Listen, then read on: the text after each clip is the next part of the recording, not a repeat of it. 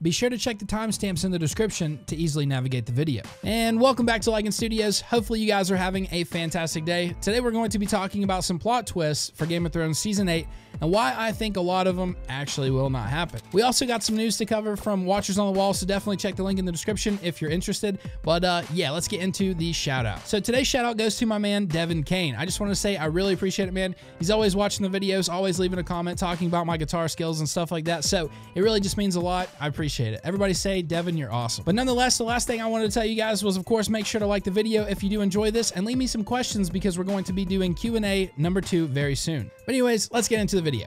So at this point, I've actually already finished the video. I just wanted to come back and let you guys know that this kind of turns into like a plot twist discussion. I think that's what I'm going to call this video. Basically, it's stemming off what I think will happen and what I think won't happen as far as plot twists. Kind of based off like we already have so many questions that need answered and things that need wrapped up in Season 8. So I don't really feel like they're going to be changing backstories and stuff of characters and really making new questions appear. I just don't feel like that's going to get down, but nonetheless, hopefully you guys enjoy the video. All right, so you guys know that I just came out with these last 2 videos talking about 15 crazy and wild theories for Game of Thrones Season 8. Now, don't get me wrong, talking about these theories, it's really fun, but I honestly do not feel like a lot of them are going to happen, even the ones that you guys really want to happen. I get so many comments when we're talking about theories and stuff where people were like, man, you really got to go in depth in why Tyrion could be a Targaryen, or you got to really go in depth with why Dany has a different, backstory than what we're currently aware of.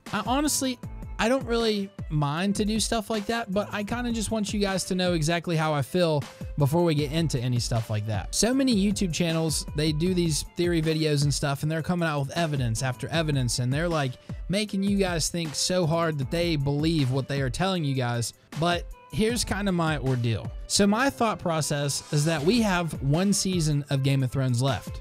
1 season, 6 episodes. And with that being said, think of everything that we actually have to wrap up, like what they must wrap up in order for us to be satisfied and in order just to end the show. They have to wrap up Jon and Dany's storylines, which obviously is going to be huge, especially now that we know Jon is a Targaryen and obviously Dany is too. We have to wrap up the battle with the army of the undead and the Night King, and we also have to wrap up King's Landing and Cersei and what kind of happens after they take everybody out. 6 episodes is not a long time to be able to do this in.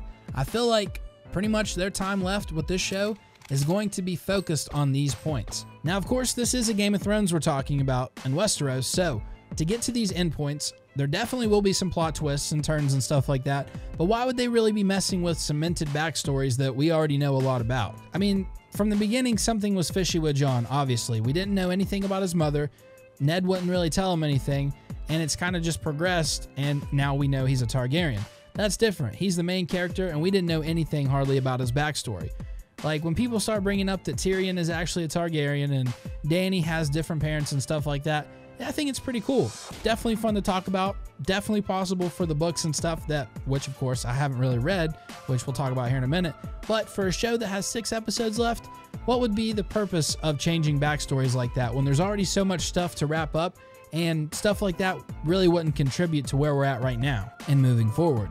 So as far as plot twists for Game of Thrones Season 8, I don't think any backstory like that is going to be changed, but there are definitely a few things that I think that could happen that could completely just shake up everything. I think that the most pivotal characters in the show right now has to be Bran, trying to figure out what in the world is going to go down with him being the 3-eyed raven, Melisandre, what's she going to do when she comes back, and Varys. Like, what is Varys? Who is Varys? What is up with him? Out of those 3, if one of them wasn't really touched on, I think it would be Varys.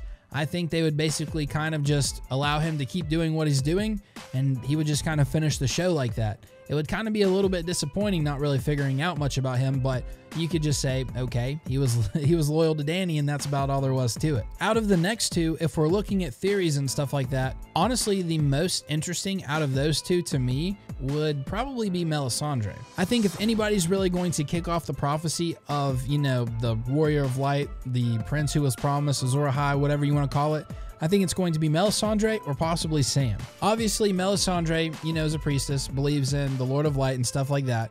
And then, of course, you have Sam, who took all those books from the Citadel and is probably going to be reading up on how to stop the Night King. And a lot of people think that it's going to possibly move over into the Azor Ahai prophecy. Now, you guys know that I'm not too big into this theory and this prophecy and stuff like that. The whole Nissa thing honestly kind of drives me bonkers. I honestly hope if it gets brought into the show, which I think there's a really good chance, I kind of hope they just leave that part out. Maybe they just do the whole Warrior of Light thing and kind of leave that out. But that's just me. I know a lot of you guys want to see it. That's just me. But nonetheless, we don't know much about Melisandre and what's going to go down with her. We also have really no idea how Sam's going to be reading these books and how it's going to factor in what goes down with the Night King. That's the biggest question. What's going to go down with the Night King? Why is he here? How are we going to defeat him? As of right now, I just feel like Melisandre is going to probably be a little bit more important than Bran fighting the Night King. I think Bran is going to play a heavy support role, but I kind of feel like as the Three-Eyed Raven, he's kind of already like that side character. When I first started getting into theories and stuff like that, I thought that he was going to end up being the Night King, and a lot of people still do, but I'm kind of fading away from that theory. I think he's just going to move into like a really big support role. And like I said before, I think it could be and probably will be Melisandre if the prophecy is kind of brought about. I'm gonna have to go back at the beginning of this video and tell you guys that this kind of just turns into a rant about what I think is gonna go down with Game of Thrones. But nonetheless, I feel like this is a pretty good discussion starter so far. But yeah, that's pretty much my take on plot twists for Game of Thrones Season 8.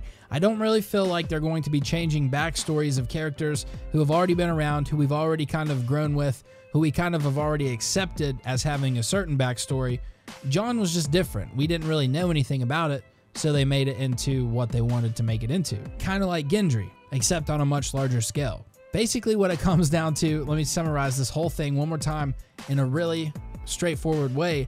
I don't feel like they have time to make any more questions. They've already made so many questions. They have to start answering everything because they only have 6 episodes to go. And yeah, I just wanted you guys to know that's how I feel. And that's why I don't really go into these crazy theories because one, like I said, I haven't really read all the books, so I can't really channel that side of things. And two, I just feel like they need to start answering stuff. It ain't time for any more questions.